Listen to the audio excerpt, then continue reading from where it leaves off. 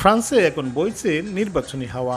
আসন্ন পৌরসভা নির্বাচনকে সামনে রেখে প্যানেল ভিত্তিক প্রচারণায় ব্যস্ত সময় পার করছেন প্রার্থীরা। ভোটারদের মন জয় করতে নানা প্রতিশ্রুতি আর উন্নয়ন পরিকল্পনার কথা তুলে ধরছেন তারা। প্যারিসের অভিবাসী অধ্যুষিত ওভারভিলা এলাকায় বিপুল সংখ্যক প্রবাসী বাংলাদেশের বসবাস। এই এলাকা থেকেই স্বতন্ত্র মেয়র প্রার্থী হিসেবে লড়ছেন তরুণ নেতা সুফিয়ান কারুমি। রোববার স্থানীয় একটি মিলনায়তনে নির্বাচনী সভায় তিনি নিজের ভবিষ্যৎ পরিকল্পনা তুলে ধরেন। আমি ওভারভিলাকে একটি আধুনিক ও পরিকল্পিত নগরীতে রূপ দিতে চাই। মানুষের সমস্যাগুলো কাছ থেকে দেখে সমাধানের জন্য কাজ করতে চাই।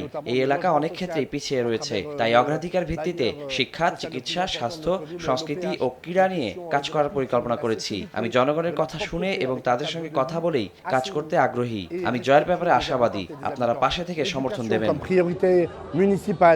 দীর্ঘদিন ধরে স্থানীয় বাংলাদেশি কমিউনিটির সাথে সুফিয়ানের সুসম্পর্ক রয়েছে। মসজিদ নির্মাণ থেকে শুরু করে বিভিন্ন সামাজিক কাজে তার সক্রিয় অংশগ্রহণ নজর কেড়েছে প্রবাসীদের। কমিউনিটির নেতা সহ অনেকের প্রত্যাশা, মেয়র নির্বাচিত হলে সুফিয়ান অভিবাসীদের স্বার্থ রক্ষায় জোরালো ভূমিকা রাখবেন। যারা বাংলাদেশি কমিউনিটি আমাদের বৃহত্তর স্বার্থে এই সুফিয়ান করিমকে ভোট দিলে একদিন সে যদি নির্বাচিত হয়, মেয়র হয়, আমাদের সবচেয়ে সুবিধা আমরা লাভ করতে পারবো।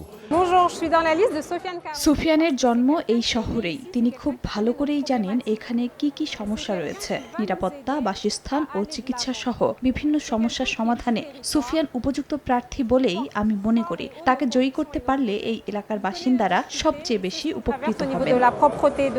প্রায় 1 লাখ মানুষের এই শহরে নিরাপত্তা ও বাসস্থানের মতো নানা সংকট দীর্ঘদিনের। স্থানীয় বাসিন্দাদের প্রত্যাশা, তরুণ নেতৃত্বের হাত ধরে ওভারভিলায় পরিবর্তন আসবে। মোহাম্মদ লুৎফুর রহমান বাবু, সময় সংবাদ, ওভারভিলা, প্যারিস।